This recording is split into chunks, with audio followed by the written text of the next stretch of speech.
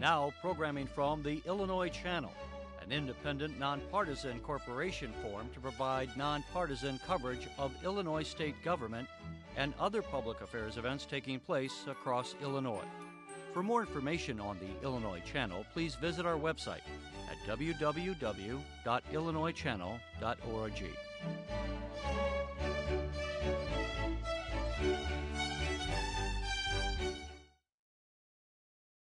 Just ahead, Governor Rauner holds a press conference along with members of the Safe Haven Foundation, an organization that helps ex-prisoners find work, as he signs a bill that gives free birth certificates to released prisoners. Then in about 30 minutes, Illinois Channel correspondent Jeff Berkowitz sits down with Republican State Representative Alan Skillicorn as the two discuss Governor Rauner's legacy so far and whether he can get any legislation passed the legislature, as well as Speaker Madigan's political goals and the so-called Budget Solutions 2018 policy plan.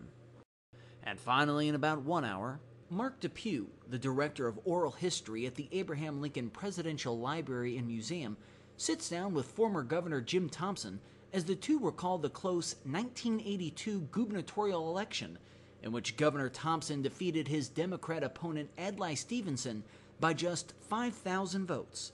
That's all just ahead, after a brief word from one of our advisory council members. Hi, I'm Dennis Bringuette, owner of Ace Sign Company in Springfield. I'm also a member of the Illinois Channel's Advisory Council on Business Development. We build brands through visual communications. We design and fabricate in-house with our team of 49 associates. For our customers, a great sign is a showcase of who they are. For us, it means jobs for our employees and the ability to reinvest in new equipment to meet the demands of the future. Because as a manufacturer, if you don't invest in your business, you're not going to stay in business. Success in business can be very rewarding, but it also can be very challenging. Unfortunately, governments can sometimes make it very difficult with new policies and regulations that can raise the cost of production, hiring, and taxes. That's why we need to know what's happening at the state capitol and what's being proposed that can impact Illinois businesses and our employees. So lawmakers also need to hear from us, the small business owners, about the challenges that we face.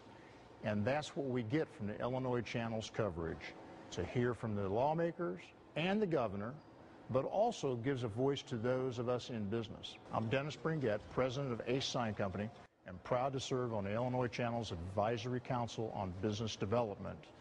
The Illinois Channel, it keeps us connected to the issues that matter most.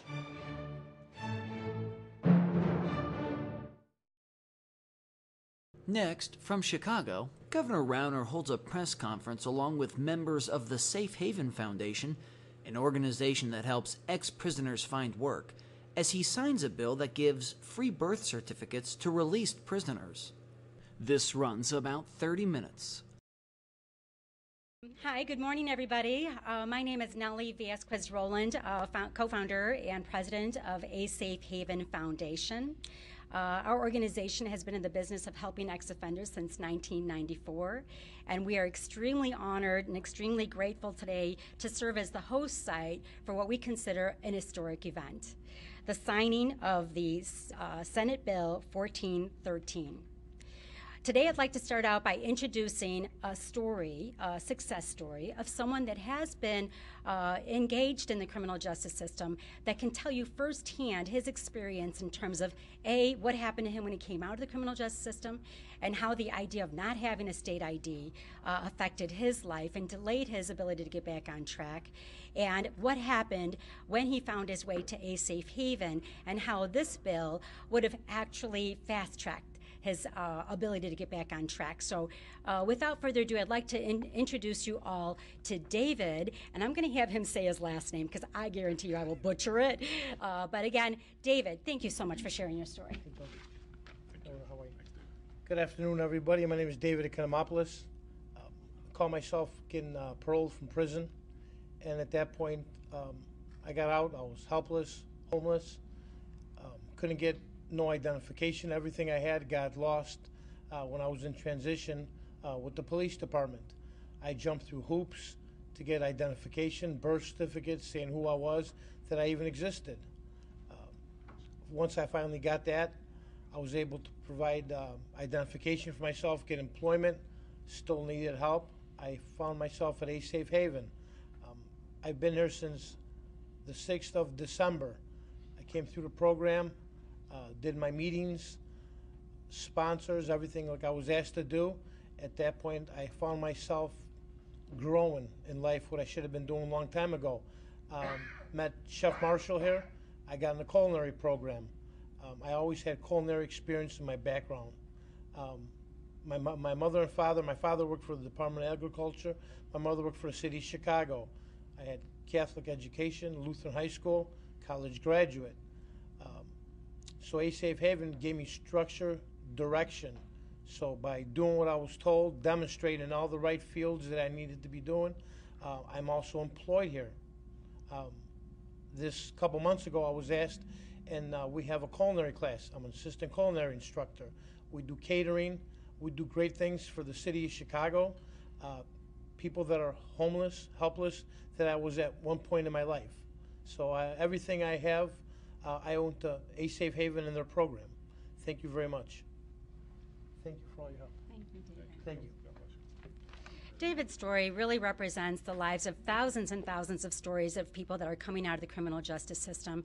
And as you heard, his story really is the face of America. I mean, it's people that come from all walks of life that find themselves in crisis, oftentimes due to issues of drug and alcohol addiction. We all know that yesterday the president talked about the opiate crisis, and he's being urged right now to consider it a national epidemic. And we would like for everyone here to consider weighing in on that conversation, because the vast majority of people that are in the criminal justice system, and that represents probably over 70% of the people that are in the system, are suffering from drug and alcohol issues. And we urge everyone to consider the idea of supporting a continuum of care. So as people come out of the criminal justice system, consider this component, this bill that today is being signed right here by Governor Rauner and all of our top elected officials who sponsored and supported this, as being a very first step to really transitioning people back to a new way of life in a way that's going to be sustainable. So thank you all for allowing me to say those few words. Without further ado, the next person I'd like to introduce you to is our very own state representative, LaShawn Ford. I have known Representative LaShawn Ford for many, many years, and I know no one else who's really been really leading the charge on this issue in so many levels. And I just want to let you know that it's a tremendous honor to have him here today and to be here introducing him for what, again, is a very historic event. Thank you, Representative LaShawn Ford. Thank you, President Nellie and Brian. You guys have an outstanding facility and a real program to restore people to a productive life. And I'm always so excited when I drive around the city. I know many of you drive around the city and you see trucks with A Safe Haven. Now that's really putting people back on track. You know, a lot of nonprofits in the state and across the country say they help people become self-sufficient and taxpayers, but A Safe Haven does it. I always get a great feeling when I come here because it's the real deal. And I'm also very excited to be standing again with Governor Rauner as he makes the decision to sign a very, very important bill. It seems to be a small bill, but it's huge, because if anyone knows anyone in their family or friends that spent time in prison, they lose all of their vital records. I mean, the moment that they're incarcerated, their life is turned upside down. The moment that they're arrested, they lose everything, and no one is there to protect their vital records. And so what this bill does, along with the bill that the governor signed a couple of months ago to make sure that people have IDs when they leave prisons, now this bill takes it further to make sure that people have vital records like birth certificates. I don't know of any bill that would help ex-offenders become more reliant on their self than a bill like this, because the first thing that a person asks is for your ID. And if you can't get that ID, then you're breaking the law again. And so the governor's leadership in criminal justice reform, I'll always stand with him on that, and I'm very proud to be a chief co-sponsor of this. And this bill will help many, many people, and it will help a lot of black people in the state of Illinois. And I'm very proud to stand with the governor, and I thank you for being a leader in criminal justice reform. I look forward to more signings of bills to help people restore their lives. Thank you, Governor. Thank you very much. Good morning. My name is Camille Lindsay, and I'm Chief Legal Counsel for the Illinois Department of Corrections, here on behalf of John Baldwin, the Director. The Department of Corrections and the Director believe very strongly that providing men and women with the tools necessary to reacclimate themselves to society decreases their likelihood of re-engaging in criminal activity.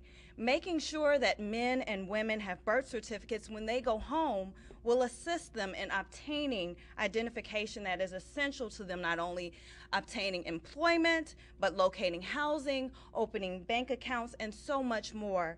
Today, we are giving people a real chance to get on their feet when they leave the custody of the department, and for these reasons, the Department of Corrections is proud to sponsor this initiative. Thank you.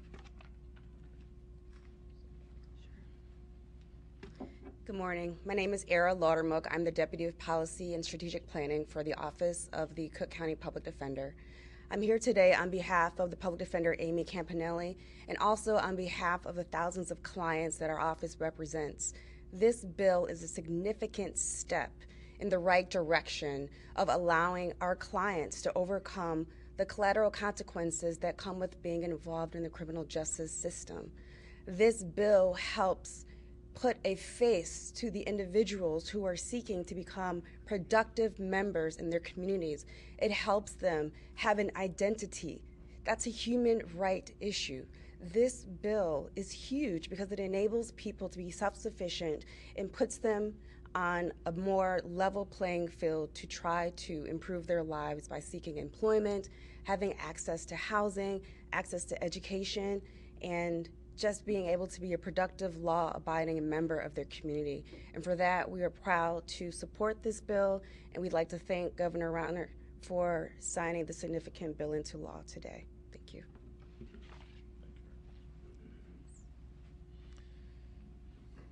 The people of Illinois are compassionate. We care about each other. We believe in second chances. We're all human. We all make mistakes. Some mistakes are more serious than other mistakes, but we all make mistakes. Everyone deserves a chance at forgiveness. Everyone deserves a second chance. Everyone deserves to build a good life for themselves and their loved ones. That's what this bill is about. I would, again, like to thank Representative LaShawn Ford and the members in the General Assembly, both Democrats and Republicans, who came together to pass this good legislation. This helps folks who've made a mistake and paid their debt to society come back and lead productive lives.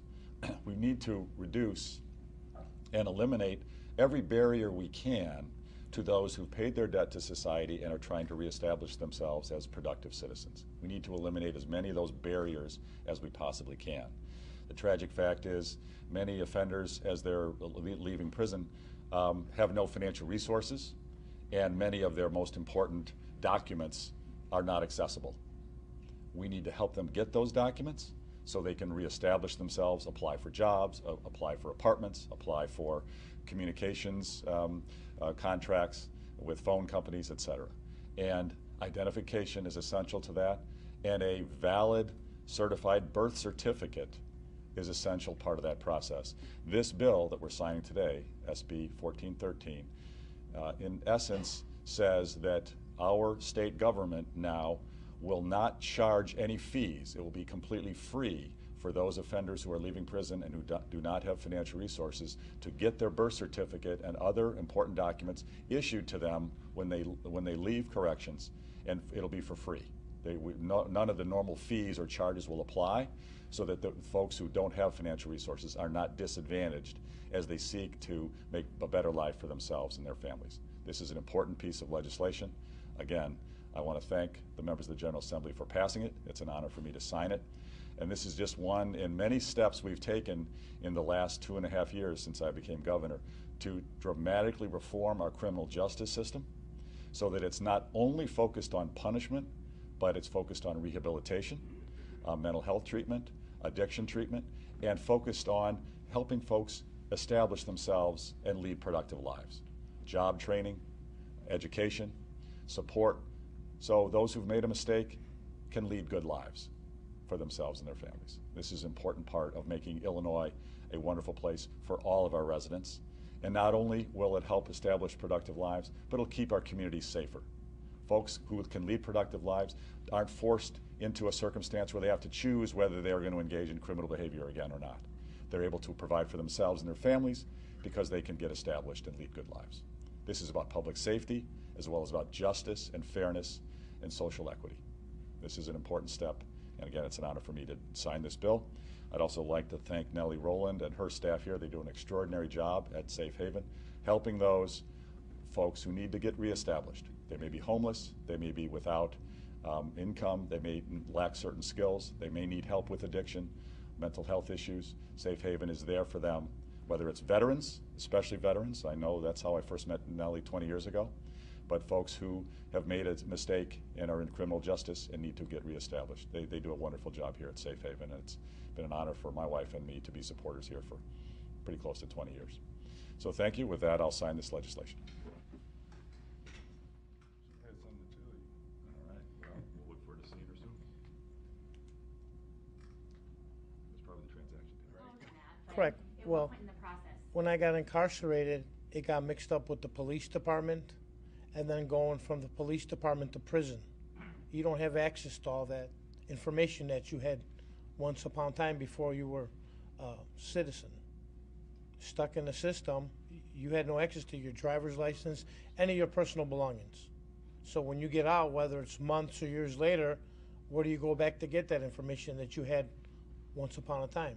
And it becomes real hard at that point because you're helpless, hopeless, homeless.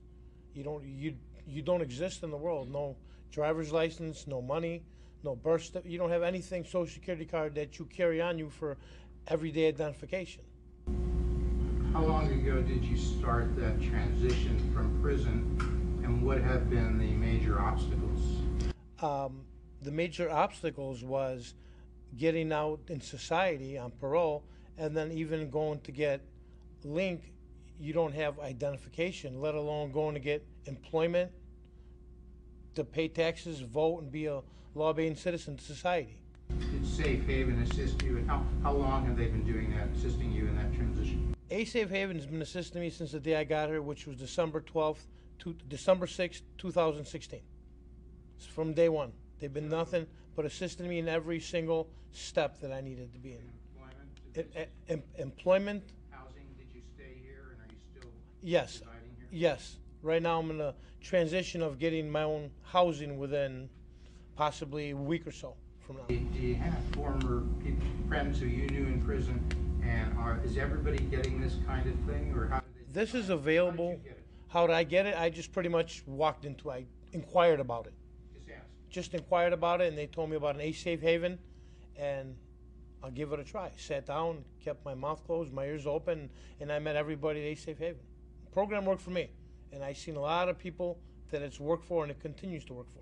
What are the chances you would commit another crime at this point? There's no reason. That'd be insanity. I have my life together. I respect people. They respect me on a personal level, a business level. I have everything I could ask for. I can go work anywhere and do anything, but there's no reason for me to go anywhere else when I have everything I want in one place. I mean, I see Miss Nellie walking down the hallway, and she's got stacks of papers bigger than hers, and she'll stop and speak to people, whether it's 7 in the morning or 8 at night, like she's your best friend. And she does that for everybody that I see, including myself. Do you think we could do this for everybody leaving prison? Or Absolutely. There's no reason not to. If people want to do it, they're going to do it. You can lead to the holster of water, but you can't make them drink. Safe Haven here has culinary, welding, job training, housing. There's nothing they don't have here. It's like Disneyland, greatest place on earth. And that's my personal opinion, all due respect. Thank you all. Have a nice day. You asked a very good question, Jeff. If you don't mind, I'm going to just interject here real quick. You asked a very good question about, what is the likelihood of going back to prison if he didn't have these services. Statistically, in the state of Illinois, almost 50% of the people that come out of the jail system, the criminal justice system, the state prison system, we're talking about the state prison system, not the county, which is probably even a more frequent flyer situation, about 50% of the people go back into the system within 3 years. And recently, the county jail announced that they're giving people naloxone as they're walking out of prison. So that tells you that the vast majority of people are expected to recidivate within 2 weeks of coming out of the system, and it will just be a matter of time before they end up back in prison.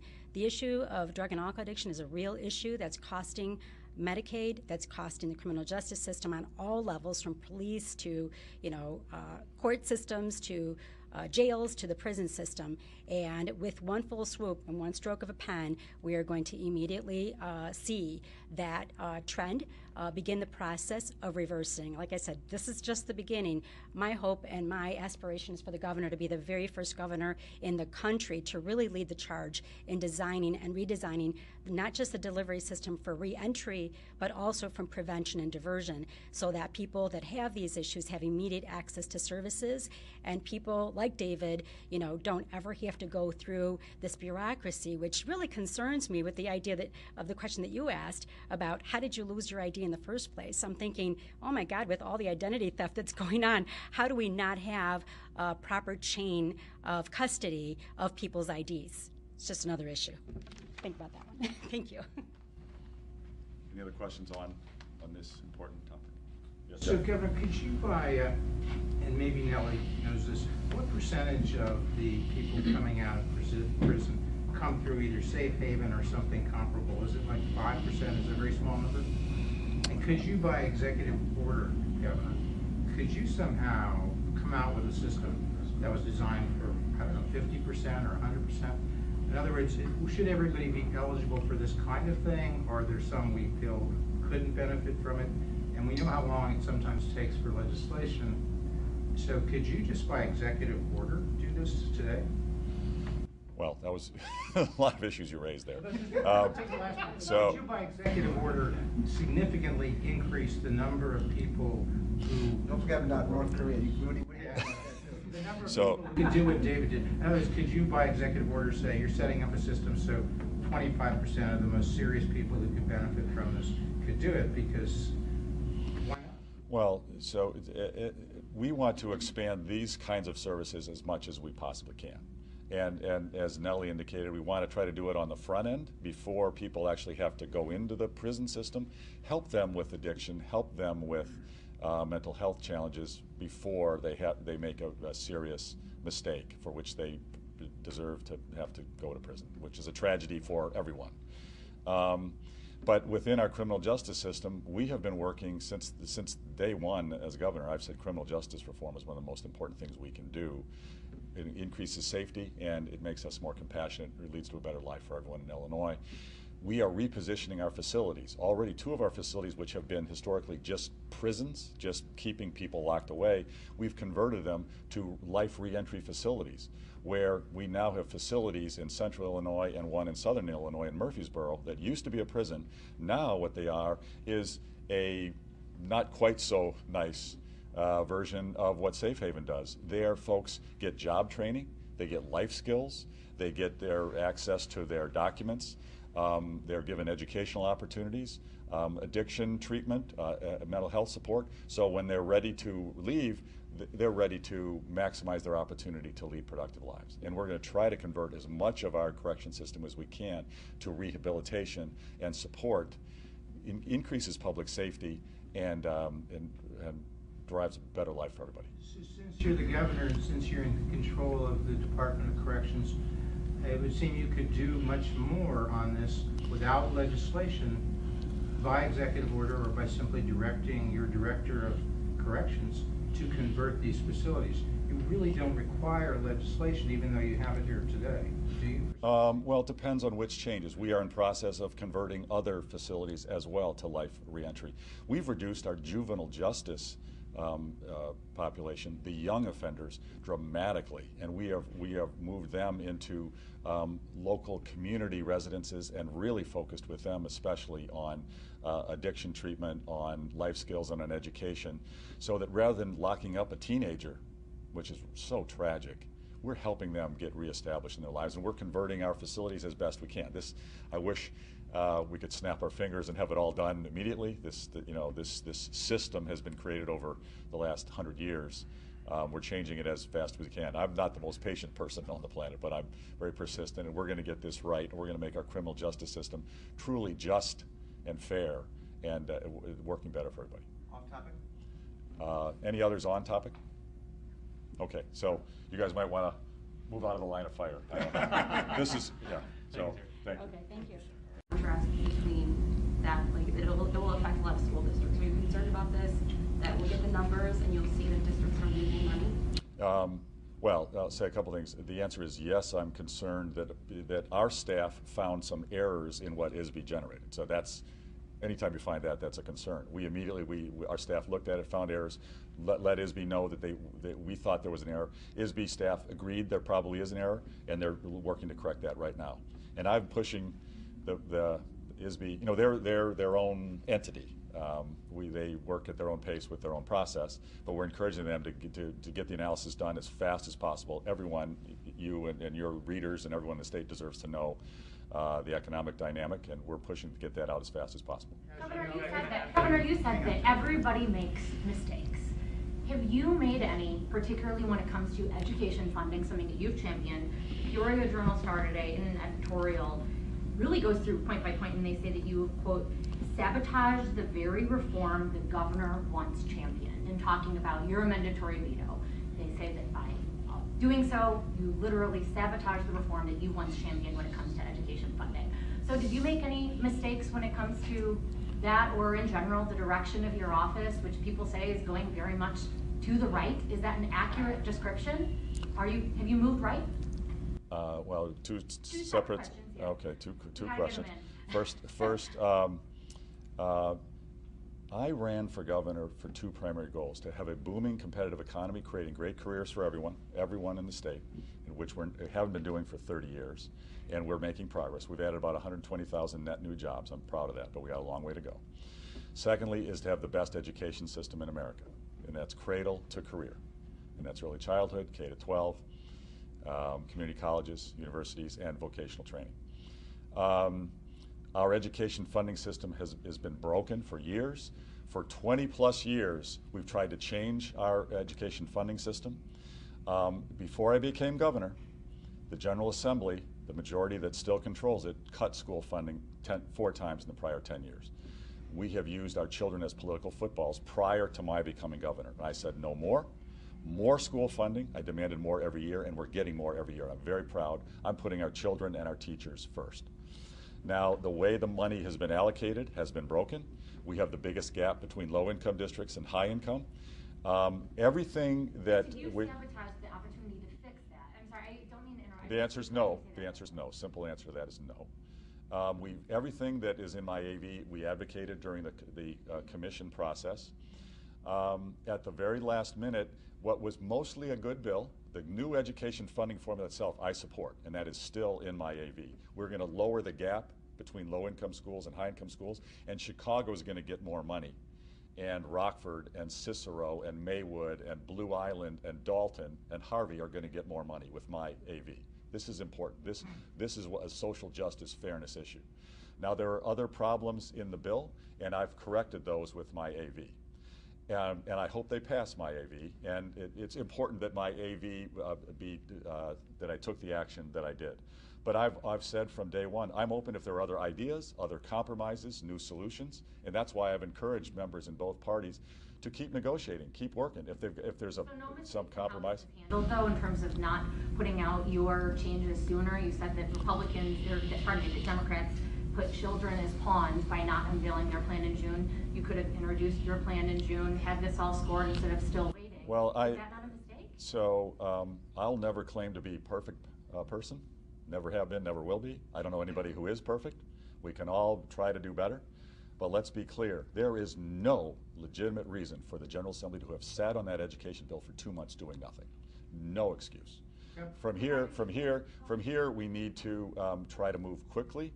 My AV is, what I've changed is now very clear. I hope the General Assembly takes it up, and I hope they support the changes. We'll see how they vote. Yes. One more question today, right now, happening right now, and they're talking and kind of getting some more public forum information about the effects of your mandatory veto. Do you have any thoughts, any comments for those people meeting right now? Oh, it's great. I mean, you know what we need is more truth and more transparency in Illinois. That's a good thing. And I hope they're not just grandstanding or spinning up or using partial information. You know, it's amazing here in our state, we have such great people, but our political system and government system is so broken. And everybody's just pointing fingers and saying, I'm not responsible. How did we get into how did we, for the last 30 years, get the worst education funding system in America? How did we have one of the lowest growing economies in America with massive job losses? We've had a broken system for decades. We're trying to fix it. I'm trying to fix it. It's hard. There's resistance from the folks who like the status quo. I hope that they're honest and thorough in their analysis of my AV, and I hope they're honest and complete in their discussion about the issues that are broken. And if we're honest and transparent on every element, we're going to come up to a good solution. And whether my AV in and out as I propose it stands, or whether there's a compromise or another idea, I'm open.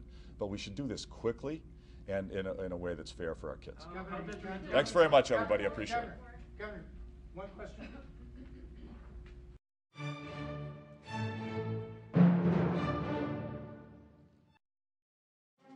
The Illinois Channel salutes our advisory council members.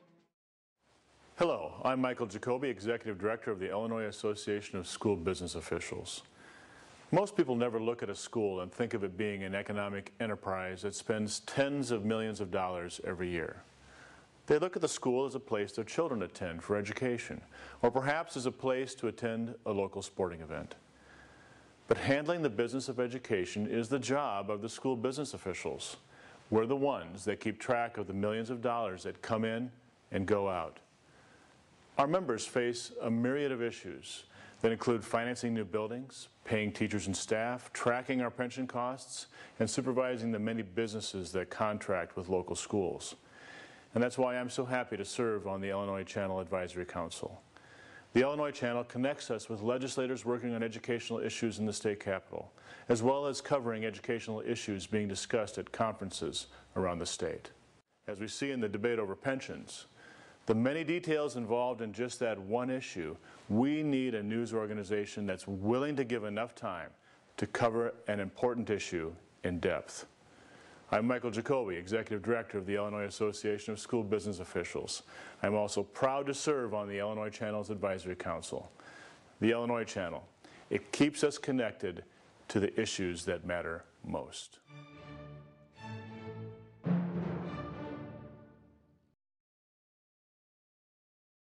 Next, from Chicago, Illinois Channel correspondent Jeff Berkowitz sits down with Republican State Representative Alan Skillicorn as the two discuss Governor Rauner's legacy so far and whether he can get any legislation past the legislature, as well as Speaker Madigan's political goals and the so-called Budget Solutions 2018 policy plan. This runs about 30 minutes.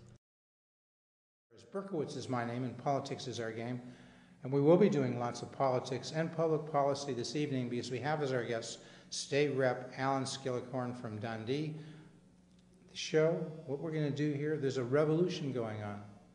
Alan Skillicorn, what's the revolution? I like that revolution term. That's good stuff. You say you want a revolution. It's the White Album from the people who remember the White Album from the Beatles. You say you want a revolution. Do you want a revolution? Absolutely. Look at what the mess Illinois is in. You know, we went from the past 40 years from AAA bond rating to, near junk. We have pensions that are out of control, over $200 billion in pension debt. We can't balance our books. Of course we need a revolution. So the thing is, Governor Rauner was elected in November of 2014, and presumably he was going to lead a revolution. And he had Mike Z, who helped get him elected, and initially it was Mike Z his chief of staff? And then Rich Goldberg became chief, or did Rich start out as chief of staff? I can't remember now. Do you remember? Not exactly. So, it was part of the campaign team. Whatever. So Z was there, but Z shifted over fairly early on to sort of be this guy thinking campaign stuff, right? Yeah, I want to say he wasn't chief of staff, but he was something. He was a senior advisor. Yeah, something about the executive director of the Illinois Republican Party, which was kind of... The point is, Mike Z and Rich Goldberg were running the Rauner administration. Do we get that right at the beginning? Yeah. I mean, Rauner was presumably running it, but look, let's be candid. I can't like folks because I can be friendly, but I can't have friends because I'm a journalist. So you may like him. Do you like Governor Rauner? I voted for him. I supported him. I think that he hasn't followed up with most of his promises, but is that his fault? Yeah. Or is that Mike Madigan's fault? Is it his fault? 50-50. Well, what about some people say, you know, the governor's a good sales guy, and he was good campaigning because that's sales, but even though he was like $1 billion in net worth and running a, what do we call that firm, a venture capital investment management firm, so even though he was doing that, he wasn't really the guy running it. He's not really a CEO type. That's the problem. Some even say he's a conflicted CEO for his first 2.5 years. Would you agree with that assessment? I'm going to go back to what was his campaign slogan? It was Shake Up Springfield, right? Shake Up Springfield. Well, it's taken him 2.5 years and he finally did it. So that's really the thing, is that finally he's shaking up Springfield. And how is he doing? We'll see if we have some results. How is he shaking up Springfield? With this new staff. I mean, he actually has people that are ideologically on board with him. And he hasn't basically... Remember, you know, think of President Trump. He talks about draining the swamp. So those people who were there, even though he brought them in, they were not ideologically with him. They kind of pretended. But you're talking about Rich Goldberg, the chief of staff. You're talking about Mike Z. I'm just going to call him Mike Z. I was looking around for Zoranek, some Polish. Mike, he'll forgive me. I'll just call him Mike Z. But look, he was a good tactical guy, good political guy. They knew how to say low spending, low taxes, smaller government, blah, blah, blah. But I don't think they deep down believed it. I don't know Mike Z. I know him. I could tell you a funny story from a decade ago. If Mike were here, I'd say Teresa Bartels. That would be a little in-joke between Mike and me. You know Teresa Bartels? No, I don't. Okay. But we all know that these folks are not thought to be, because Goldberg's an old Mark Kirk guy, right? 10 years with all Kirk. of them were Was Mike Z a Kirk guy? I believe so. They're all political operatives. So it means that if there is Mark Kirk guy, they're sort of moderate Republicans. They don't have a lot on principles. They just know how to get elected.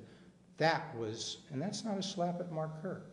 That's what Mark Kirk was. He was a political chameleon. He knew how to be whatever he had to be to get elected to Congress, as he did in 2000, to get elected to the Senate in 2010. He kind of had a problem with the stroke, etc. But Rauner is a believer. In some of it, he's a believer. What is he a believer in? He would definitely be on the side of free markets. I wouldn't say that he is an extreme right-wing conservative, but he's a believer in free market component of it. So he's not a social conservative, but economically he would be conservative. So the difference is those guys are political operatives. So that's different than governing. So governing and politicking are two different things. And all of these so like Goldberg, Brad Hahn, who's an old Hastert Topeka guy, Lance Trover, a Kirk guy, even the young woman, Catherine Kelly, who was there in communications, they're political operatives. They're not people who have a strong philosophy. Would that be correct? That's correct. There's a difference between wonks and hacks. And now you're not saying they're, well... It's not a negative They term, are sort of a pack. They're political hacks is what you're saying. Yeah, they are political operatives. They aren't about governing. And there is a difference there. And that's, I think, this big revolution now. Rich, are you paying attention? My good friend Rich Miller from Capital Facts. He is the most inside guy. Everybody goes to him. He's got all sorts of tentacles spread out to get information. You have to read Capital Facts and Rich Miller to know what's going on. But you should know, Rich is not really a philosophy guy. I actually had Rich on, he may have forgotten this, more than a decade ago as a guest on Public Affairs. So I'm one of the few people who was watching that show. That's how it was our audience at that time. But like, what is your perception of Rich Miller's political philosophy? He definitely has a philosophy, and he has an opinion. Now, I think he does try to be fair, and I think for the most part he's fair, but he does have an opinion, and that's also part of it. What is his political philosophy in your view, in a nutshell? Well, it would be a little bit more with the unions protecting the common man. I actually differ a little bit. I think they hold him back a little bit. Yeah, but that's Rich Miller. So you're saying Rich kind of sides with what Mike Madigan has been saying. He's there, Madigan says, he's there to protect the middle class. He's there to, he doesn't mind taking money from unions because he thinks unions are there to protect the little guy. Rich and Speaker Madigan are kind of close on that, you'd say. I'd actually disagree. Rich and Speaker Madigan aren't close? So I think that what do you think? Rich Miller and what I see in Capital Facts is he can be critical of Mike Madigan when when there is needed to be. I think that though the ideology that Madigan adopts, and I don't think Madigan is ideological at all. I think that he is the ultimate political animal. No, but he purports to have. He was saying this during that 2-year fight. He says Rauner wants to change things in terms of taking things away from union people in the middle class. I'm not saying he necessarily believes it, but you heard he's opportunistic. You heard Speaker Madigan say that, right? He's opportunistic in that regard. But Rich, he is about retaining power and having more seats in the Democratic caucus than ideology. Well, the governor said, I think he said that Madigan told him this early on, maybe even before he was elected, that Speaker Madigan said his job is to manage power and to make money from managing power, something to that effect. Have you heard that? I have not heard it expressed that way, but it sounds to be Would you say that's accurate? Yes. Because Madigan's got a law firm that makes a lot of money from representing big people on real estate assessment reductions, right? That is correct. So he's and making look why money. We have not had any transformative reforms in property taxes. Why is that? Is because both the caucus leaders on the other side are making money off of that. And interestingly enough, here's a place where Chris Kennedy and Rauner may have some common ground, because Chris Kennedy seems to be, that is the nephew of JFK, John Fitzgerald Kennedy. He is the son of RFK, Robert F. Kennedy, both of whom were assassinated. JFK, of course, in November of 1963, and RFK, I believe it was May of 1968, when he was running in the California primary, but the primary in general for president. Correct.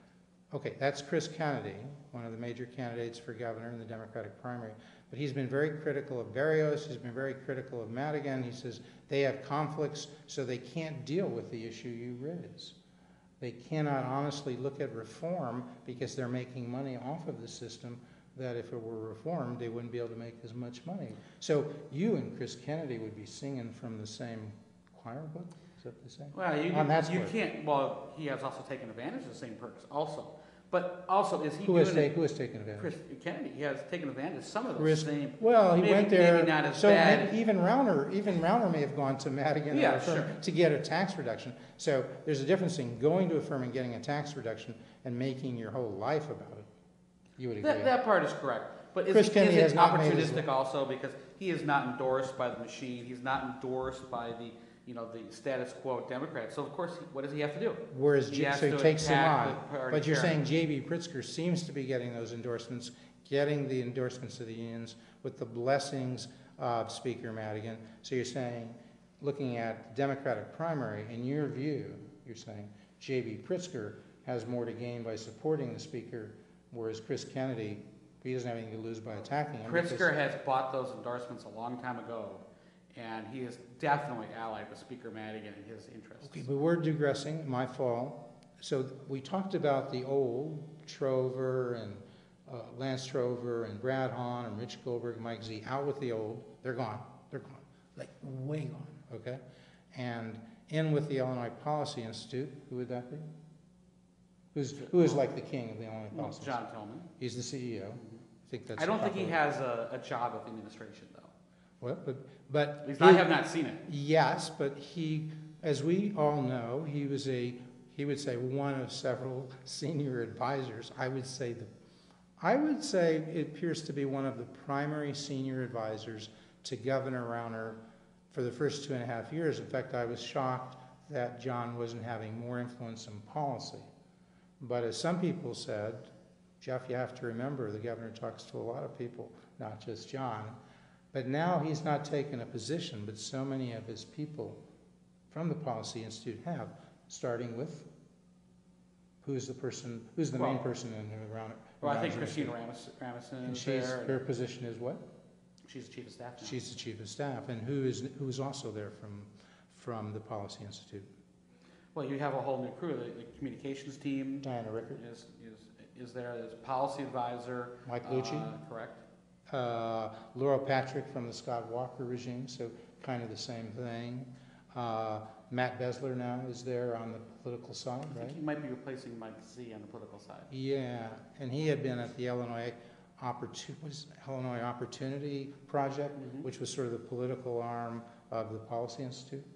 I may not be representing all the legalities here, so John, yeah, don't get upset with me. It might be more removed than you think, but there's a legal connection there, whatever it is. There's a small world among the thought process. So Tillman is there in one form or another. Dan Proft, look, the conservative movement is now run by a triad, or has been. That would be Tillman at the Policy Institute, Proft at WIND, and Dick Uihlein,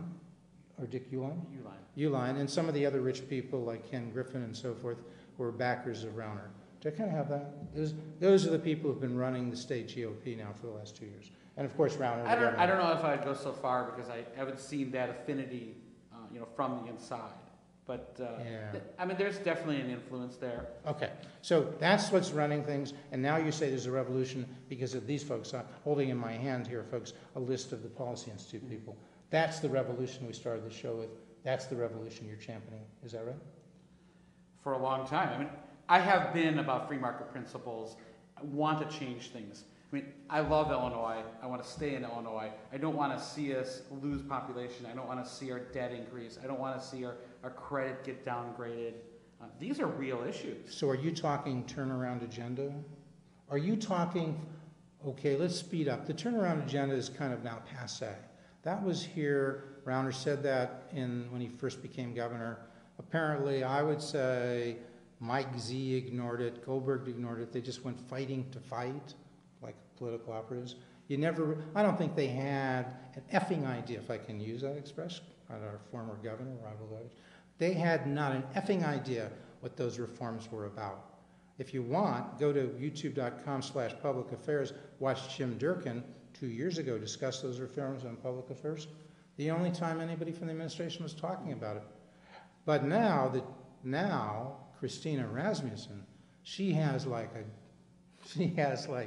the idea of the Policy Institute's Budget Solutions 2018. So, Rich, you should advise your people, if they want to understand what's going on, they should go to illinoispolicy.org. They should read Budget Solutions 2018. They should find, what is Budget Solutions 2018? Tell me, because at the beginning of the year, you and Jeannie Ives stood up with John Tillman when he announced his and the Policy Institute's proposal for a balanced budget. In a nutshell, what was that proposal? Well, mostly it was just structural reforms. So, and I actually no, did give it to file, me in one sentence. What does that do that was so different? Well, it balanced the budget without hiking taxes. Without hiking taxes. So it balanced the budget at roughly what level of spending? $31.5 million. Yeah, which is our current revenue. Correct. So no change in taxes. They balanced the budget. Did you hear about that on Channel 2? Did you hear about it on 5? Did you hear about it on public TV with like Carol Marine and Phil Ponce and Eddie Arusa and all my friends like Amanda Vinicky? Did you hear about it? No. And why didn't you hear about it from them? Well, they wanted to ignore it. And because they said, they told me this. This is not serious. Because I asked them, why don't you guys even talk about it? They said this is not serious, and in their view, WTTW's view, so influential. It's not serious because why? In their view. Well, they wanted a tax hike. Right, because they didn't have a tax hike, because that was the narrative. Everybody knew this. Paul Lisnick said this guy, he is like Mr. Left on CLTV. Oh, he's going to be in so much trouble if Sinclair takes that over. But anyway, for right now, Paul Lisnick, you watch Politics Tonight, you could just as well call it the left tonight, because it's Bill Mueller. One guy is more left than the other, okay? Eric Rung. I mean, it's like left. I still enjoy those guys, but no, they're fun. There were a few of us that actually took that Okay. framework. Yeah, In the Senate, there was McConkey and McCarter that took that and created their own no tax hike budget. And I took some of their work, and I did the same thing. And there was a few things that I did differently. You have a dozen people, real quick. You have you and Jeannie Ives, you have Dave McSweeney, Tom Morrison. Roll call here. Mark Batnick. Tell me if I get any of these wrong. These are all believers in the balanced budget without a tax increase, sort of. So I'm not going to put words in. Well, I would be careful where you stand, because I've had some of these conversations too. These people are all not in favor of a balanced budget without raising taxes? Let me just read them. Tell me how many are. Let's rephrase that. A balanced budget without hiking taxes. Without, right. Yes. McSweeney, Morrison, Batnick, Sosnowski, these are all legislators, folks. Barbara Wheeler from Crystal Lake, Dave Olson from Downers Grove, Sherry Jeziel from Antioch, sorry if I've mispronounced your names, Tom Bennett from Pontiac, 2 senators, Kyle McCarter, Dan McConkey. Okay, so I mentioned 12 people. Do you suppose all those people generally support the Policy Institute Budget Solutions 2018? Balance the budget, don't raise taxes. I'm still not going to speak for other people, but I can definitely say that Dan McConkey, Senator, also Senator Kyle McCarter, they filed their own no tax hike budget, similar to mine. Okay, but the revolution wasn't occurring because I asked, and he knows. I asked John Cullerton after they passed their thing, after the Dems got what they wanted and overrode the veto. The rating agencies said, hey, look, folks, we're still a little concerned. They sort of backed off now. Because of this $250 billion in debt that the state has, and so maybe you're going to get rated junk anyway, because people buying bonds, they may wonder how they're going to get paid off when the state has $250 billion in debt. The bondholders are still going to be safe, junk or not. Seriously? There's a couple of situations There's no threat of default in Illinois? Unfortunately, it's pretty solid, the promise to pay bondholders. There's no court that's going to take away that power. But there's more to it than that. Even if the rest of the states are not going to embrace all this, because we're still in debt. We effectively shorted our pensions with this new budget. I mean, we did a smoothing thing. What happens next year when the actuaries say that we need to lower our rate of return again? It means we're shorting our pensions. Explain that. So right now we're doing a 5-year cycle for smoothing our pension payments. So when the rating agencies, or actually the actuaries, say that we need to lower our rate of return. Right? Your expected rate of return, as your expected rate of return goes down, what happens? So that then our pension obligation goes up. So that's why there's some difference of opinion when you might hear like Senator Tom Harmon when he was speaking to me. Tom, we'd like to have you on the show so you can speak for yourself. He say, Jeff, there's a budget, there's about $130 billion in underfunded pension liabilities.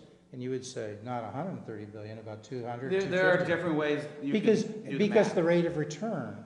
If he assumes a higher rate of return, he can say 130. If you assume a lower rate of return, it becomes more like 250. Is that roughly it? Correct. That's your point. And actuaries on the public side have been lowering that rate of return expectation for years now, and we're behind the scale. The rating agencies, Moody's, Standard & Poor's, they're the ones saying 250. Speaker Madigan, John Cullerton, Tom Harmon, not Harmon. We're talking about the guy from Oak Park, the senator from. Oh, the senator from Oak Park, is it Senator Harmon? Yeah, just sounds wrong. Okay, Senator Harmon. They're the ones saying more like 130 billion. The point is, now here's the point, folks. Here's the point, because we don't have unlimited time, and this is why we have you here. So now, what is Rauner going to do now that you have this tax increase? Are there reforms that the state still needs to become stable, and how can he get any of them passed given, what's the margin in the State House of Democrats to Republicans? There's 67 Democrats in the state caucus, the Democrat caucus, and there's 51 Republicans. So they would have to win 8 to have a majority, and the next election is not for a while, okay? And in the Senate, what's the margin for Democrats? It's a supermajority of Democrats.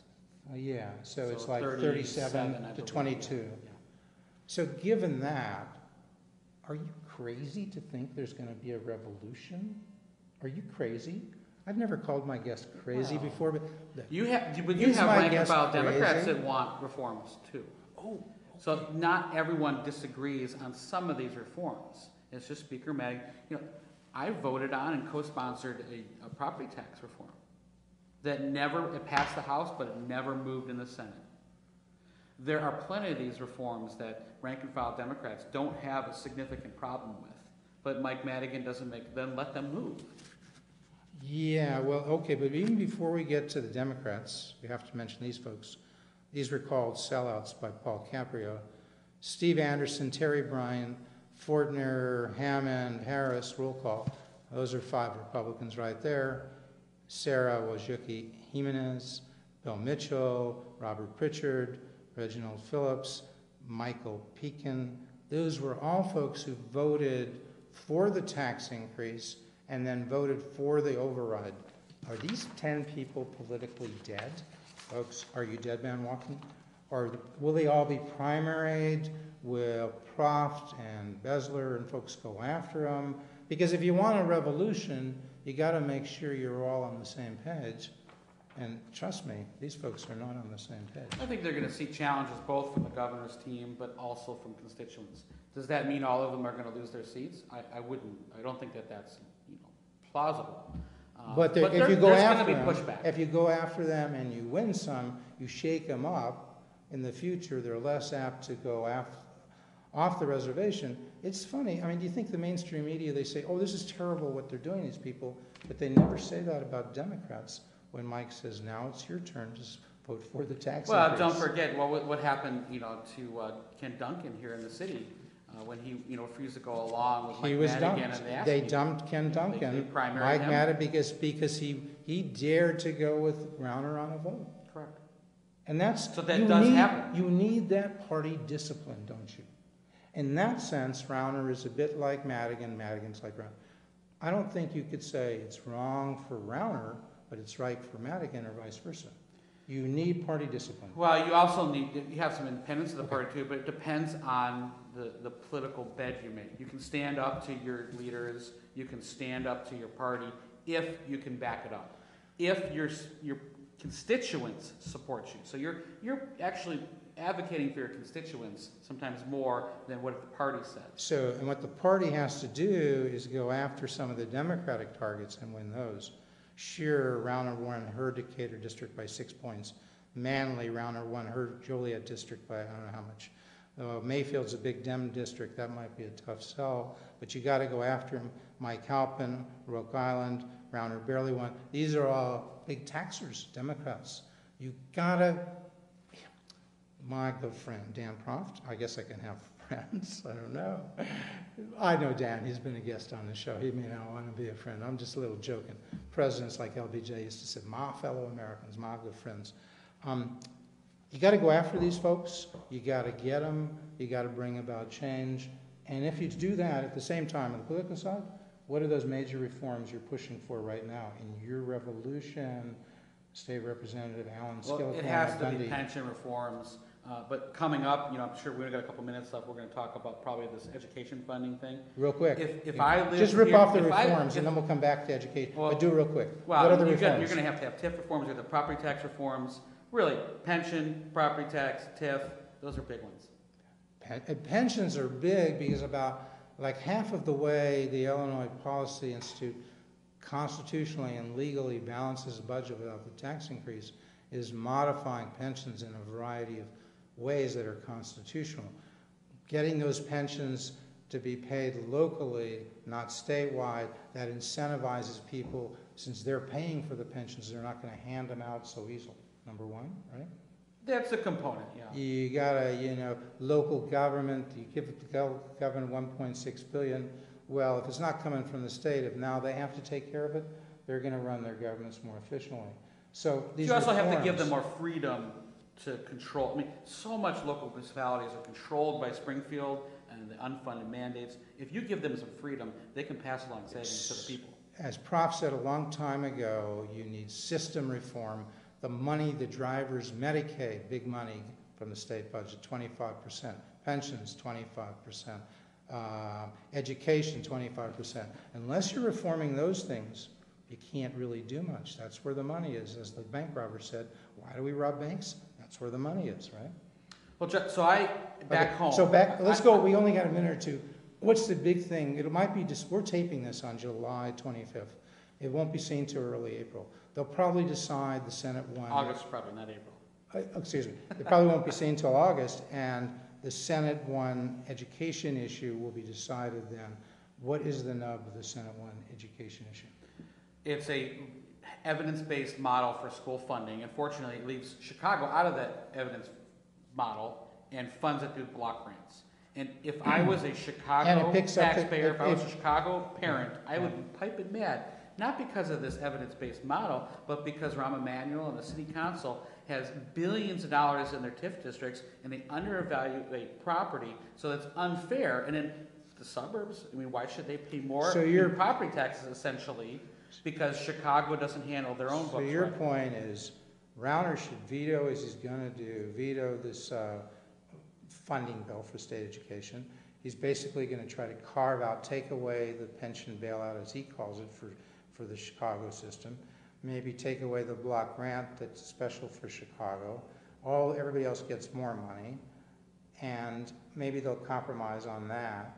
But the big issue, which the Tribune, my good friend Kristen McQuarrie, had a nice editorial today, but she doesn't realize there's no reform of education. There's no school choice in that bill. There's nothing allowing people to flee the failing CPS and other traditional neighborhood schools, go to charters, go to vouchers.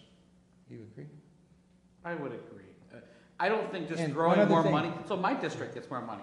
Yet we have controlled our own property taxes via referendum.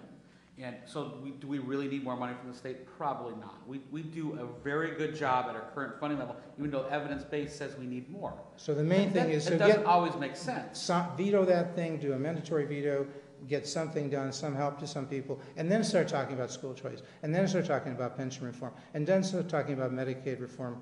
Governor Rauner, lead the revolution. I'm not saying it. I'm just saying because I'm fair and balanced. But this is what your supporters are saying. That's what you're saying. You're telling Rauner to lead the revolution. I have no problem leading it myself. I don't need the governor to tell me what to do. And so far, he's been a little ineffective in these reforms. So I have no problem taking the charge myself. Well, you heard it here first. You just come back next week and every week, and you'll hear people like Representative Skillhorn, who's leading a revolution. And me, I'm a journalist. I'm just watching.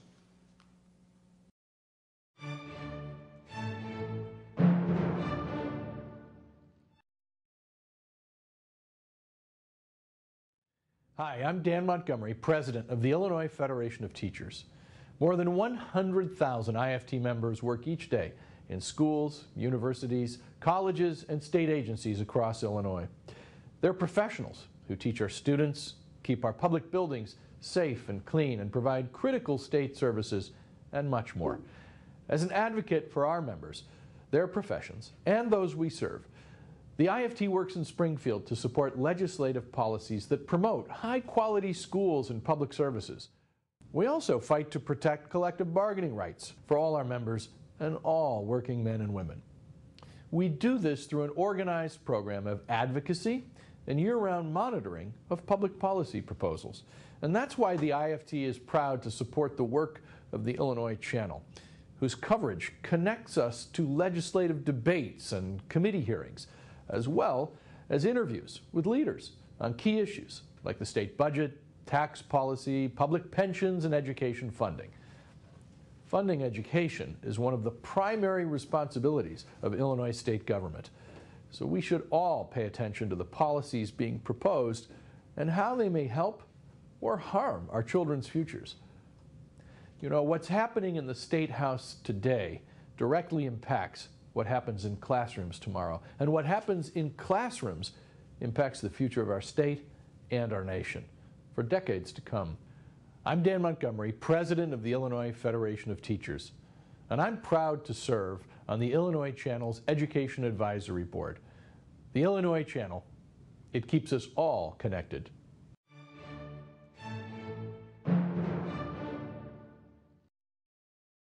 Next, from Springfield, Mark Depew, the director of oral history at the Abraham Lincoln Presidential Library and Museum, sits down with former Governor Jim Thompson as the two recall the close 1982 gubernatorial election in which Governor Thompson defeated his Democrat opponent Adlai Stevenson by just 5,000 votes.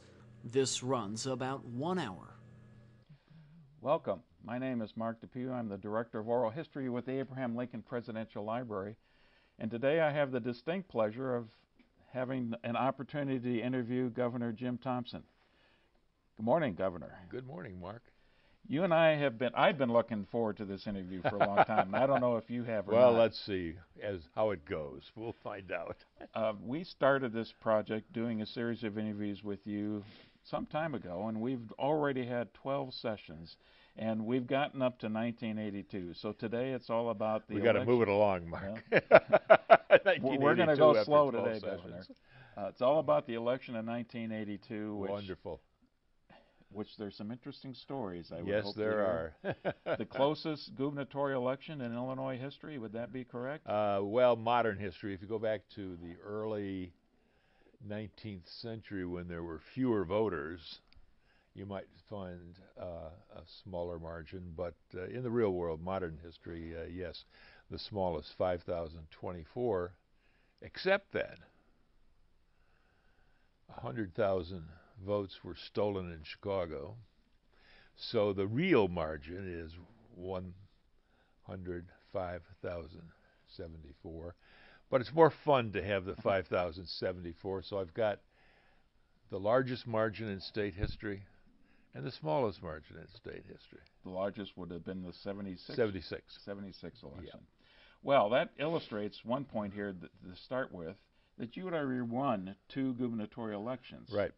And so this is your third that you decided to run in.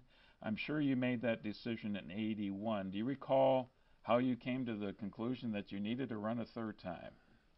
Well, I can't say that I needed to. I wanted to. Being governor of the state of Illinois, as Teddy Roosevelt told us long ago, the most American of all the states, is an extraordinary honor, an extraordinary privilege. And I thought we were doing good work for the people of Illinois, and I wanted to continue.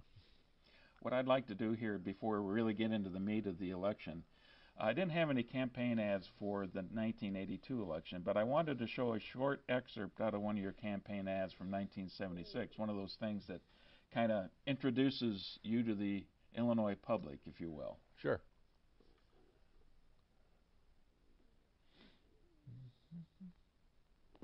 In 4 years in the U.S. Attorney's Office, we learned a lot about government, good and bad. We learned 3 things that are important to this campaign. First, where does the money come from? The public has a right to know who supports a political candidate.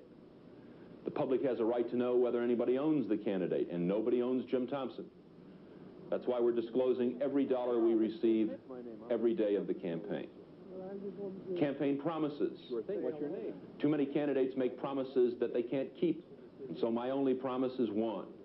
I'm going to do the very best job I can if the people make me their governor. Finally, we learned that good government requires good people. People who care must make government their business. That's why I'm running for governor. That's why I'm asking every Illinoisan who wants to be proud of his government to get involved in my campaign. Jim Thompson, for all of Illinois. Jim Thompson, for a governor and a government you can be proud of. And they said, Jim Thompson's out on the corner. That's right, he is. I said, he's the first politician that I ever felt comfortable with. Is that right? How right. come? Because I think you're honest. Well, thank you. How about that? So did you put her on the campaign staff after that ad? No, we should have. You know, that out of 4 elections, that is probably my favorite ad. Looking at that, I had more hair then, I was younger then, I was thinner then, and we did this man on the street out in Oak Park, hoping to show a variety of people, all of whom came up to me. I was just standing there, you know, and we were outside of a bank, and these people, passerbys, came and, you know, shook my hand and chatted, and we were there, gosh, most of the morning, I think. And this last lady, the one who was at the end of the commercial, she came up and said that, and I thought, oh my God, we've struck gold. I mean, she was just extraordinary and so natural, and what a great ending, right? So we had, or not we, I was just standing there, my staff had not gotten her consent after she talked to me to show her in a commercial. So for like a week after that, they went back and stood in front of the bank looking for her again to get her to consent to it. And I finally said, you know what? That's so great. We're going to do it anyway. And if she objects, she can sue us and we'll pay. And she never did. We never saw her again. But that remains my favorite campaign ad. It's great. Well, let's jump back up to 1981, and let's just say that there's a different view of whether or not you're going to be running for election again, and I wanted to show this campaign, I should say a political cartoon, and it's got a picture of you, a sketch of you, of Walker, and of Stevenson. There it is. Big Jim, too long. Adlai, too dull. Dan, two-faced. Who did that? Chicago Sun-Times. So you probably know these cartoons better than I do. Yeah. We got some McNeely cartoons we wanted to show later on, but I thought that would be a good way to start this up. So, too long for you. What did Jane think about your decision? They didn't know what they were talking about. We did it again. Yeah, you were just in the middle of this whole thing. Exactly. I think this is the election where Jane claims that we hadn't talked about my running again, and she first heard about it when one of my cabinet members' wives called and said, "Oh, isn't this exciting? Jim is running again." She said, "I don't know anything about that."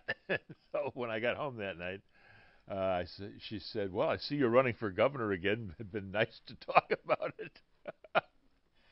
What did you think about your chances? Well, you know, I thought we'd win. I knew the challenges were greater than any I'd ever faced because the state, like the country, was in a terrible recession, the worst since the Great Depression. And as we got nearer and nearer to Election Day, unemployment rates were going like this. Interest rates were going like this. State revenue was going like this. And it was an exceedingly challenging time. And in addition, in the early part of his administration, Reagan, of course, got some of the blame for the recession, because that always happens. Whoever's in charge gets blamed. And so he was kind of unpopular. And so as the campaign later developed, you know, they were attacking me as Reagan's guy, Reagan's campaign manager, Reagan this and Reagan that, even though Reagan wasn't on the ballot. So it was probably the toughest time.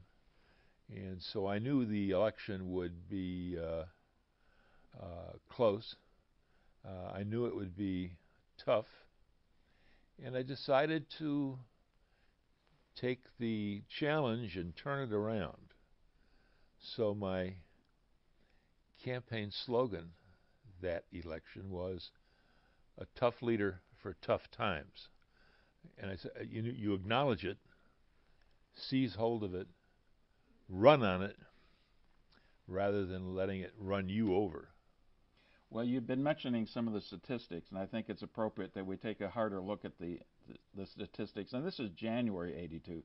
That whole year is a bad year, but unemployment for the nation at 9.7%, for Illinois 11.3%, so there's certainly something Horrible. Stevenson can talk about.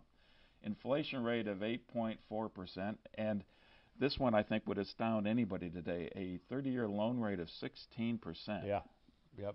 No, it was incredible. And the closer we got to election, the worse it got.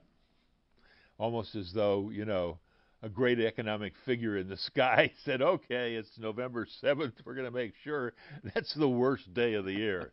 It probably came close.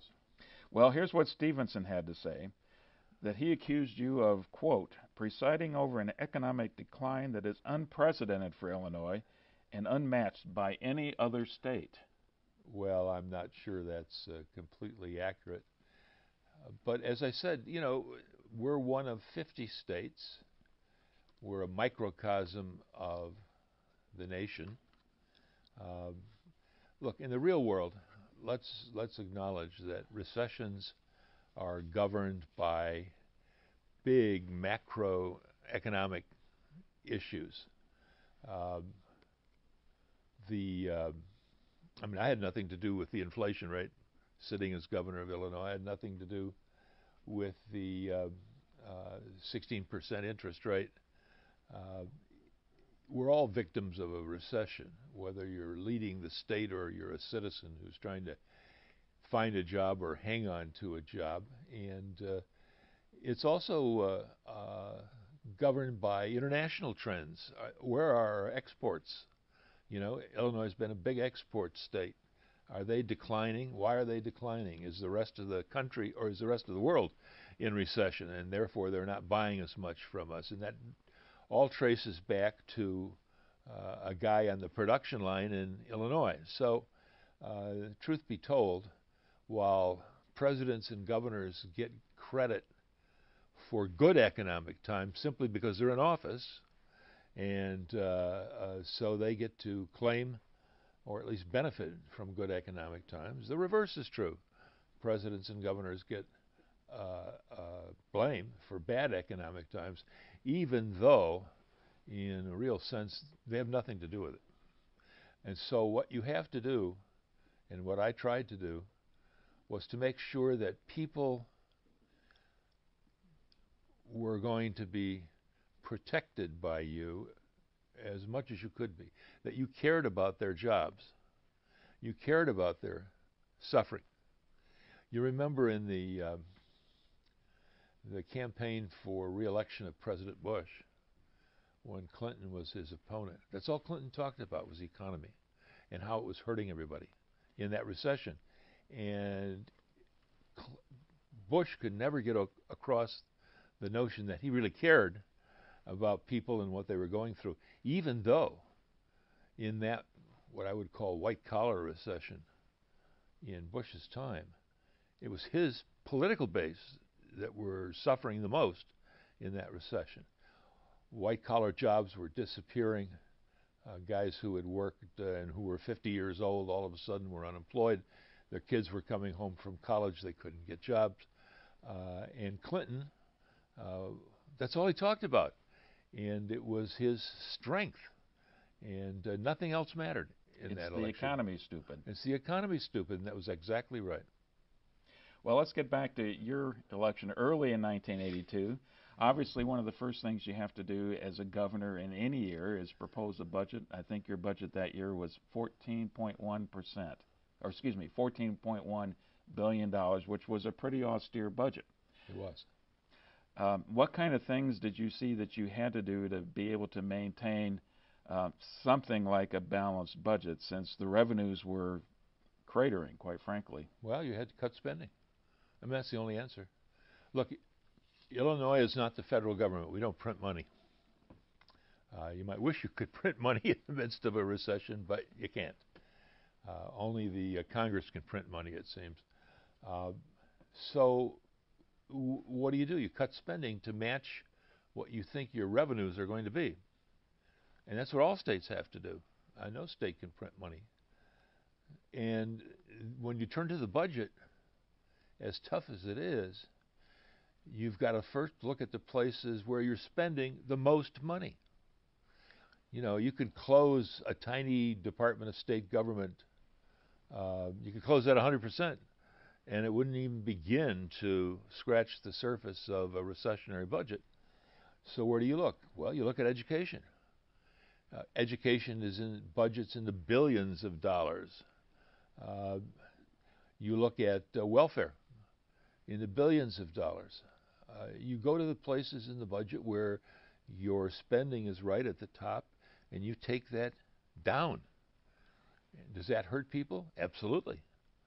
Hurt school districts. School districts would have to rely more on local property taxes, which is never popular. And welfare advocates would start beating you on the head the minute you touch the welfare budget. But that's where the money is. You have no choice. I know the budget that you proposed was $14.1 billion. I believe the budget that eventually got signed was in the neighborhood of $15 billion. So that's a fairly significant change. Well, the legislature always increases the budget. I've never once seen, in my time anyway, a year in which the governor proposes X and the legislature comes in at minus X. You know, it's always plus X when the legislature gets through spending. And then you got to veto down to where you think the revenues will be, and then it goes back to the legislature, and they'll either agree with you and take down the spending to your level of veto, or they'll override you and put you in a deficit position. Want to show this one other cartoon here from early in the campaign. This is a McNeely cartoon. He always had a way of lampooning everybody in the process. Absolutely. But, it's obviously showing you're going to be saddled is the wrong word since the horse is riding you on this thing. But that's quite a burden to bear, is trying to pull the economy over the finish line and actually win this election. Yeah. Is that the way you felt about it? Yeah, when you get up in the morning and you read the headlines again, and all the economic factors are going the wrong way, right? And the election's getting closer and closer. Sure. That was a challenge. But I mean, there were ways to mitigate it. First of all, I had won 2 elections, and I was a known commodity in the state. Senator Stevenson had been in the Senate and had been a state representative, but nobody really knew what he was going to do or say and how he would be as a governor. And I had been popular in 2 prior elections, so you got a base. Apart from the horrible economic time, nobody was really mad at me that I could tell. So yeah, I felt like I was carrying that economy on my back as I approached the election, but I took some steps to show what I thought. I mean, I can recall going out to a union hall where I think it was a printers union, and the plain fact was that 50% of their members were unemployed. 50%. And I talked to the union members in the union hall, and afterwards they lined up to come talk to me. And some of them asked for autographs, and I thought, wow, here's a guy, he's without a job. In the midst of this horrible recession, he wants my autograph. And then they started handing me $5 or $10 for my campaign. And I thought, this is amazing that these guys without financial resources, scrimping at home, I'm sure, on unemployment insurance or union funds to feed their family, are willing to pull money out of their pocket and give it to me for my campaign, $5 or $10. I mean, it's you get a feeling of great humility and great gratitude then, and you just resolve to fight even harder for these people, and you're signing their union cards, you know. So I made it pretty clear, I think, that I would do everything in my power as a governor to help mitigate the disastrous economy in Illinois, and that was my campaign ethos and my campaign slogan. We were fighting. I wonder if you can take a couple minutes and tell me about the campaign team. This is the third campaign you're running. I would assume you have some old hands, some experienced people helping. Yeah, Bob Schalander was the campaign manager, and of course all of my staff working both on the governmental side and the political side were working as hard as they could, as hard as I was, because they understood the dangers and the difficulties of this campaign. And then near the end, Phil O'Connor, who had been in several positions that I had appointed him to, came in and worked with Bob to end the campaign. And we took an old Pat Quinn trick and used it ourselves, and that is to hold a press conference in Chicago on Sunday morning when nothing else was going on, right? And so reporters had to show up because there was literally nothing else in town. And so you'd get 3 or 4 television cameras, you get print reporters, and whatever you announced that day, didn't make any difference what it was going to be in the headlines on Monday morning. All right? And now, Pat Quinn, during the course of his career, made that a famous tactic of his. Now, his Sunday morning press conferences were more like attacks, which he did for 30 years before he got to be governor. And mine was announcing things that I thought would help the people of Illinois, and maybe disagreeing with Stevenson on some issue, but it worked. You mentioned Phil O'Connor coming in. I read reports that he came on board with the campaign about July time frame. Yeah. And that he came on board because there were some troubles in the campaign. No, I don't think I would call it troubles in the campaign. I think I would call it troubles in the election.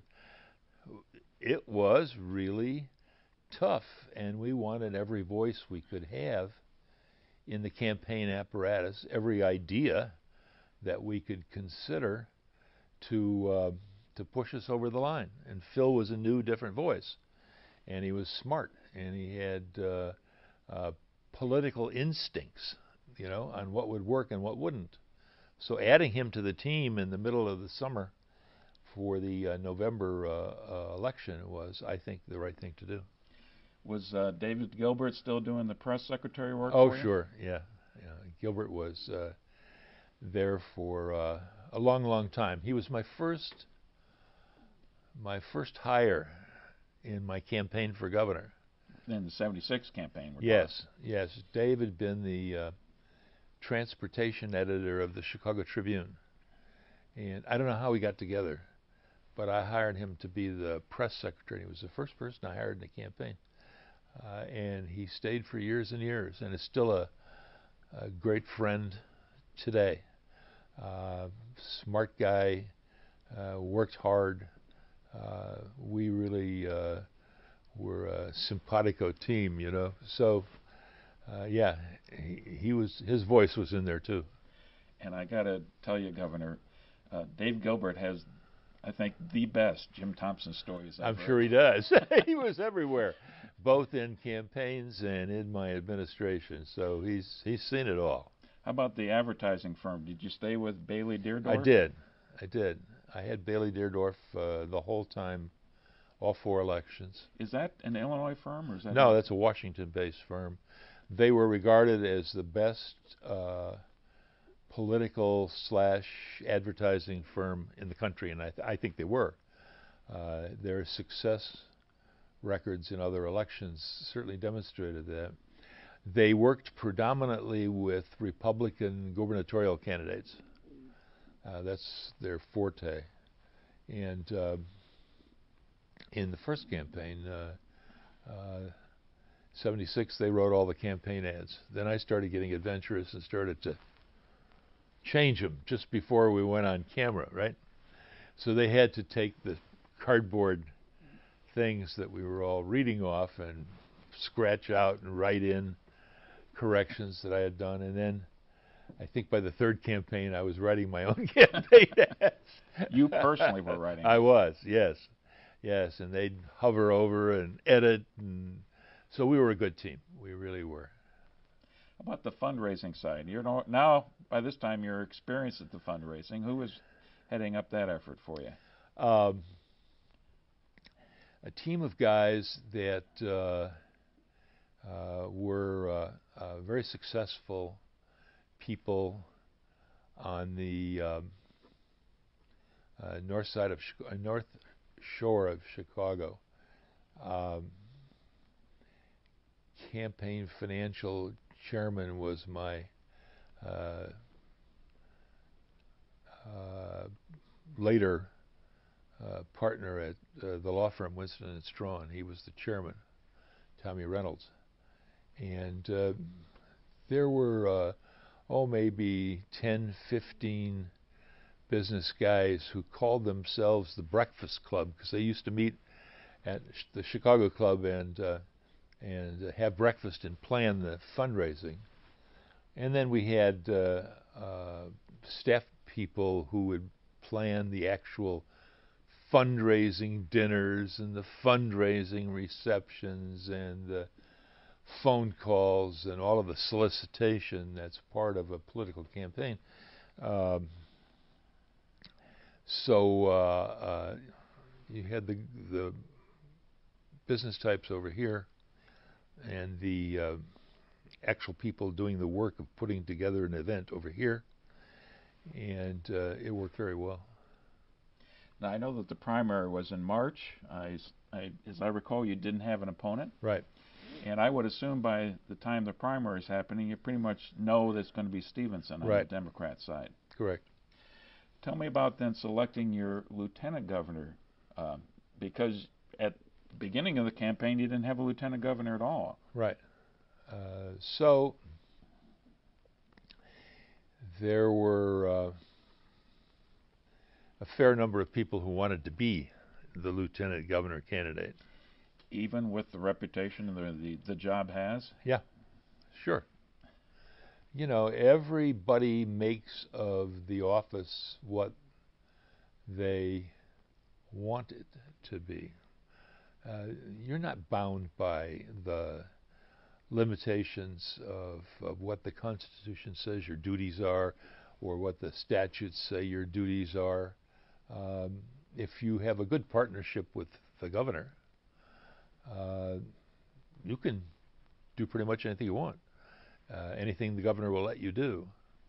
And I looked at all the potential candidates, legislators, people outside my staff, and I thought, well, you know, I ought to pick somebody who has got a political base that's a little different than mine.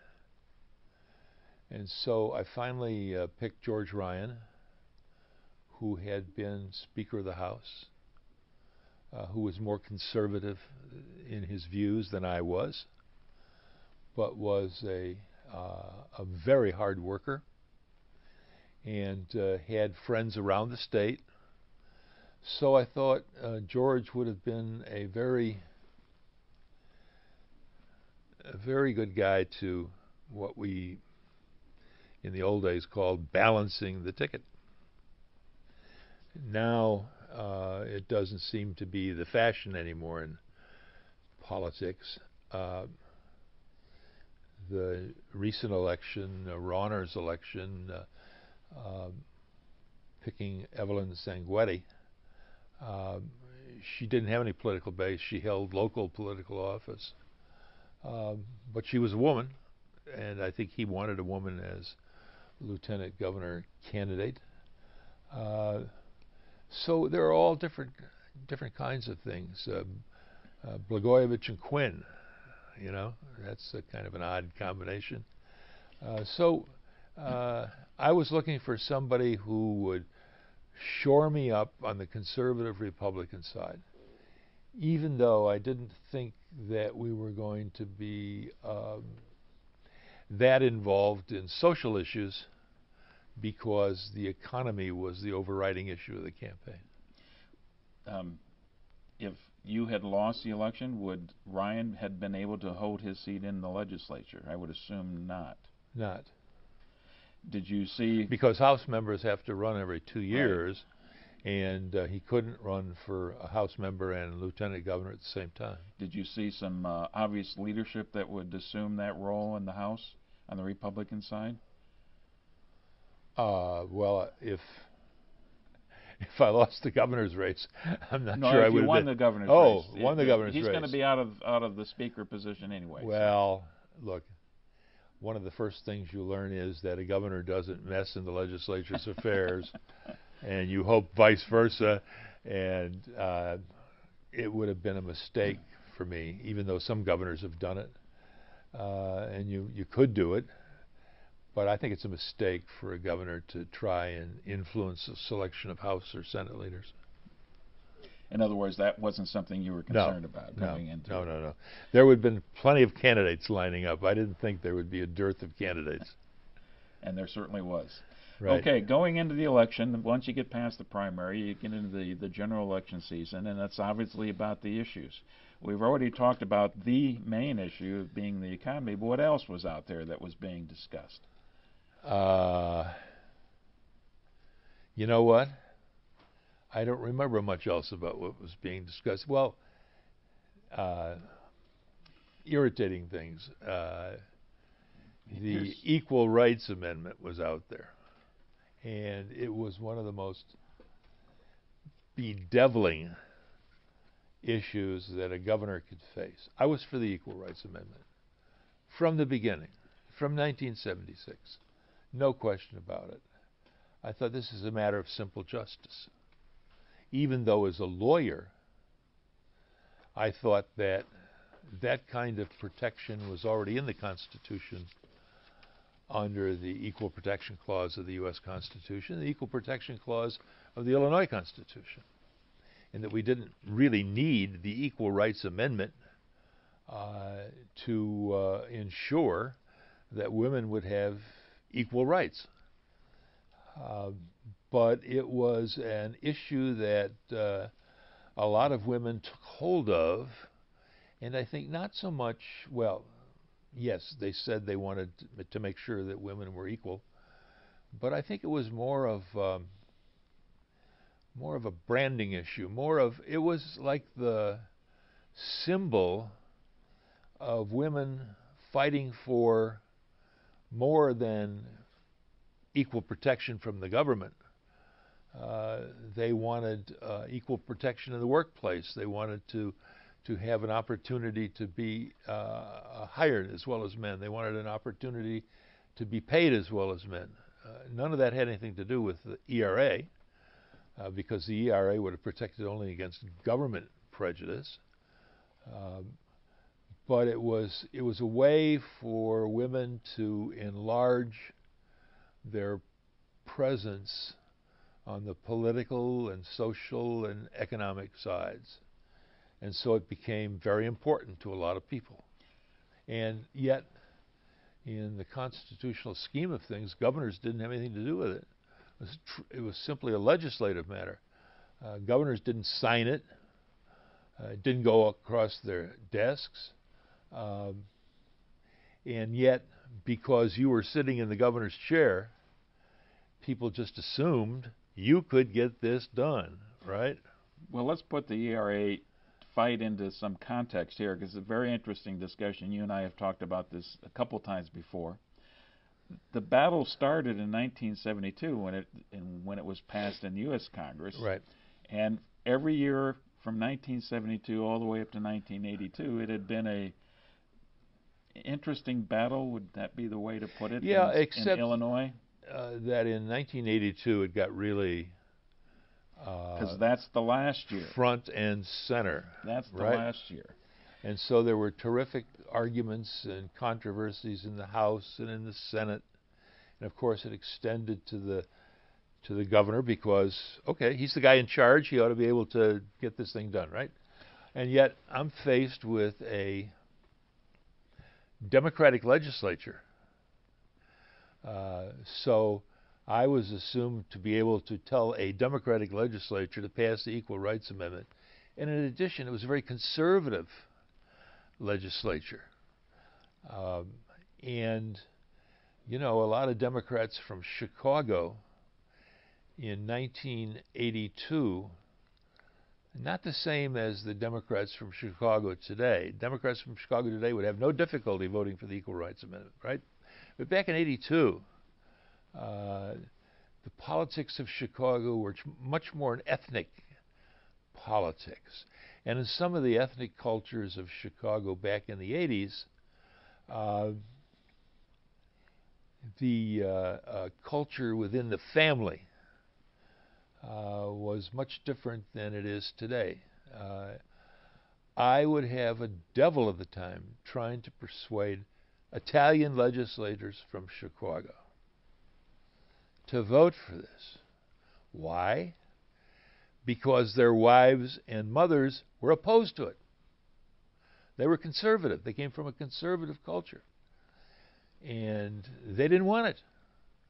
And so when the representative came down to Springfield and was faced with a vote, back home, his mother and his wife were on the phone and saying, And those politics wouldn't exist today, but they existed back then.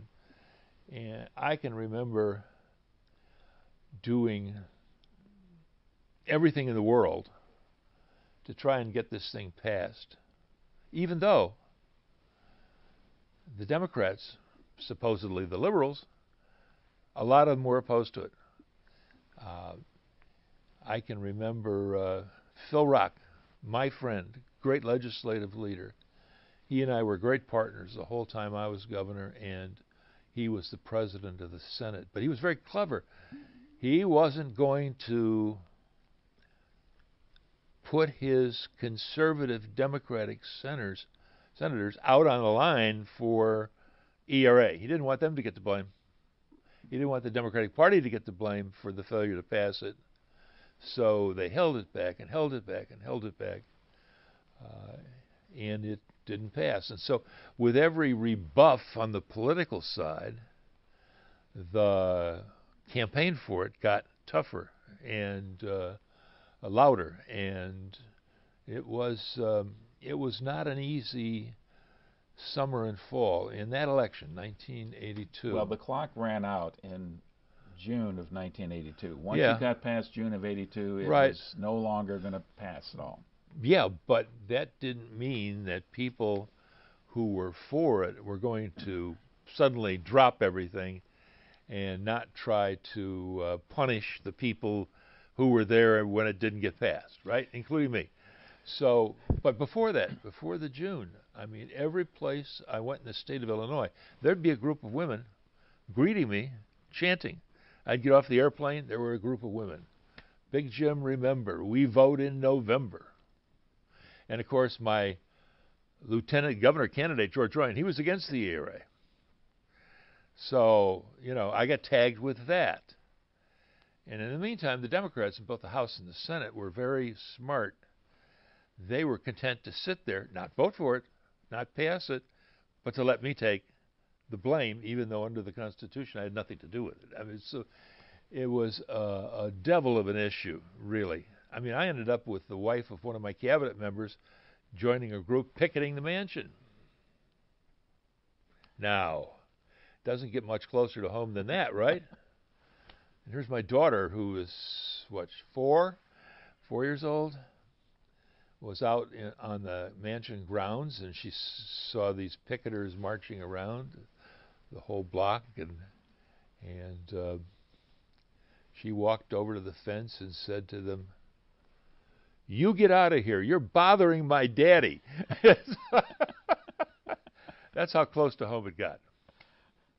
Well, I want to remind you of a couple of the most incendiary incidents that have happened in that particular year. One of the things leading up to that June deadline, There was a hunger strike that some of the women started, and then a couple weeks before the deadline, a group of women, the grassroots group of second-class citizens, decided they were going to chain themselves to the railing outside the Senate chamber. Recall that incident? Yes. Any reflections on it? Well, let me throw in one more, and then I'll let you comment on both of them.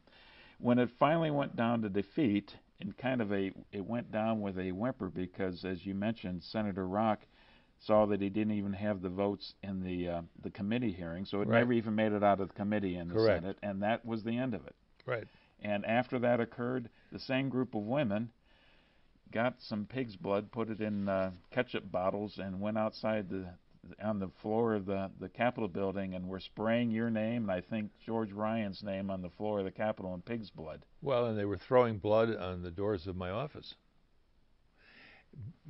But before that time, as the campaign of some of the fringe group in support of the amendment got more, I won't say violent, but tougher, rowdier,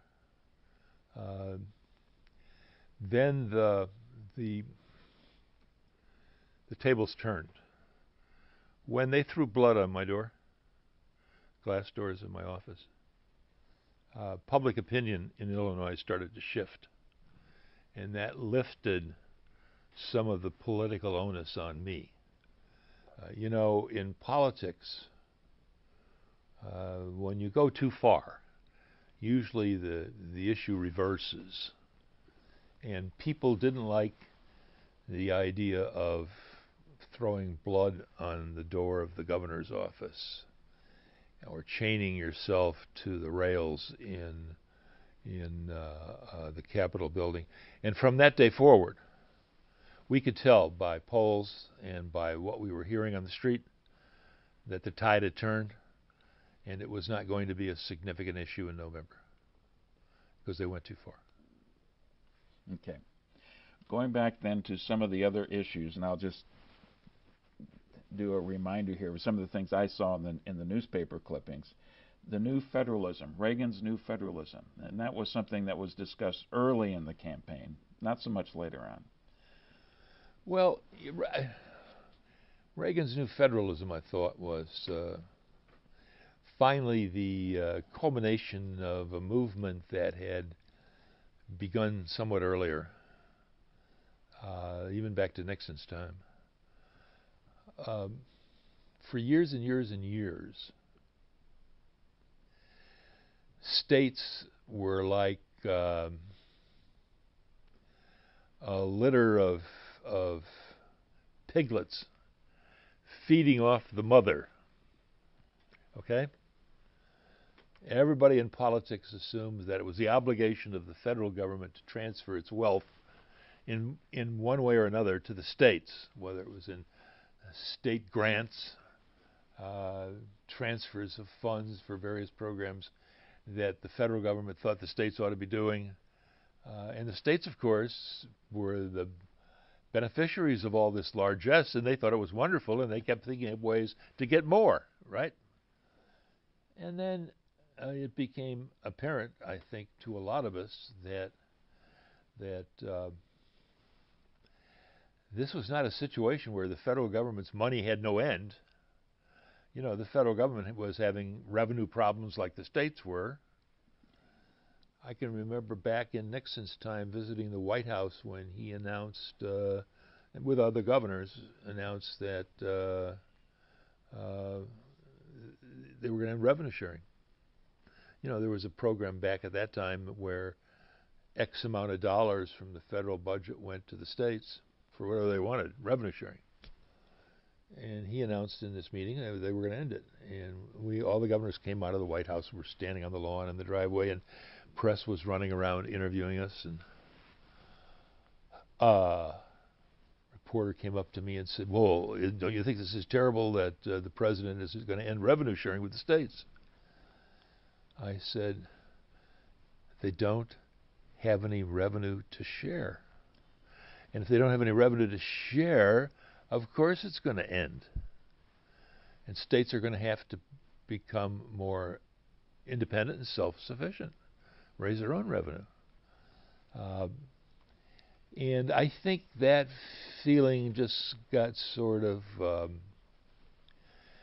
momentum to it that as the political process went along and everybody realized that there would have to be new principles that govern the relationship between the federal government and the states. It was not going to be a matter anymore of the 8 piglets sucking on the sow, you know. It's just, those days were over. Well, speaking of issues, and you mentioned revenues, finding different revenue sources to try to prevent the state from going into debt too much is going to be part of it. Now, up to this point, from what I have seen, you didn't have any tax increases at all, but I know that there was discussion by you early on about the possibility of raising liquor taxes, and later in the campaign, a possibility of raising gas taxes to support the infrastructure. Well, there was some discussion of that in the 82 period, but most of that came after the election in the 83 period, when I made a significant attempt to increase gas taxes, not for the purposes of supporting the state budget, but for the purpose for which they were intended, fixing the roads and building new ones. You know, the gas tax is such a trap. It really is. I mean, you know, first of all, people at the gas pump don't know what percentage of what they're paying per gallon is the cost of the gas, what percentage is the gas tax, what percentage is the local tax. But politicians just get afraid of it. And so the years go by without a gas tax. And what's happening is that you've got more and more cars on the road. The roads are being torn up at a greater rate.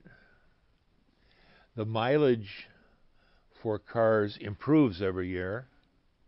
So people buy less gas. So you get less tax to try and keep up a growing road system. And at some point, in a time of high inflation. Yeah. So, so every once in a while, you know, governors will raise their voice. Hey, we've got to increase the gas tax, and then of course all the political criticism descends, and the editorials in the newspaper, and I mean, you would have thought you were taking away the firstborn child. Honestly, it's just. But you got to do it. But it was not for the purpose of sustaining the state budget.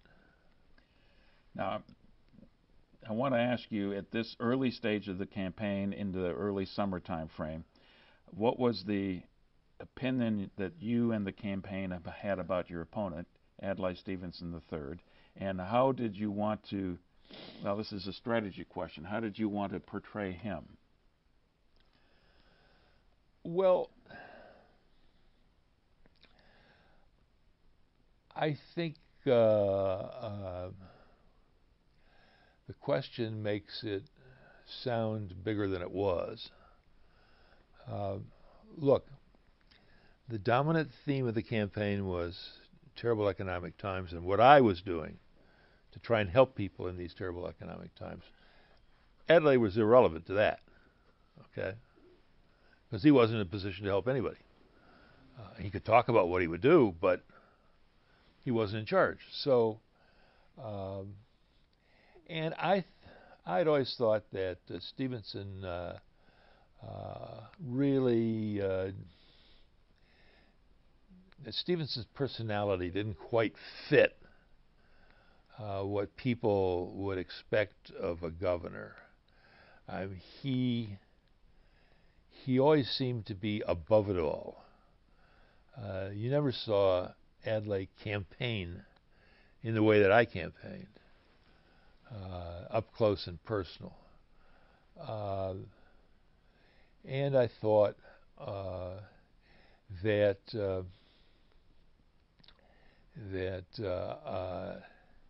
his campaign strategy of attack wasn't going to be of much comfort to voters. And I think it was in this campaign that we released the only what I would call negative attack on Stevenson, even though all it did was quote him. He left the Senate, said he was bored. And I'm thinking, how can you be bored in the United States Senate? Left the Senate, said he was bored. We looked at his record. He passed 2 pieces of legislation at the time he was there, one of which benefited him, a tax bill, and came home to run for governor. I thought, well, there's the makings of a commercial, you would think, and so that's what we said in the commercial. He was a United States Senator. He passed 2 bills, one of which benefited him, and then he announced he was bored and came home.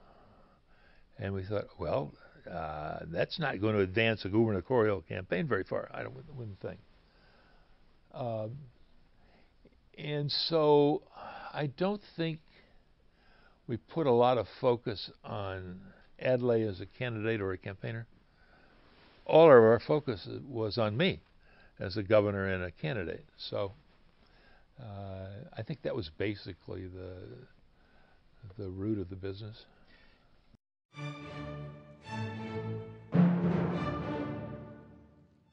Illinois Channel salutes our advisory council members, leaders in business, education, law, medicine, and other fields from across Illinois.